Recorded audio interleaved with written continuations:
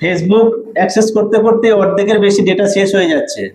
তো এরকম কোনো সেটিংস আছে যে অ্যাক্সেস করবো অথচ ডেটাটা লস কম হবে? হ্যাঁ, ফেসবুকে একটা সেটিংস আছে, সেটিংসটা করে দাও একটু দেখি। এটা করার জন্য তুমি তোমার ফেসবুকটা ওপেন করে নেবে। ফেসবুক ওপেন করার পর এই যে ফেসবুকের যে তোমার প্রোফাইল ফটোটা আছে সেখানে ক্লিক করবে। ক্লিক করার পর এই সেটিংস আইকনে ক্লিক করবে।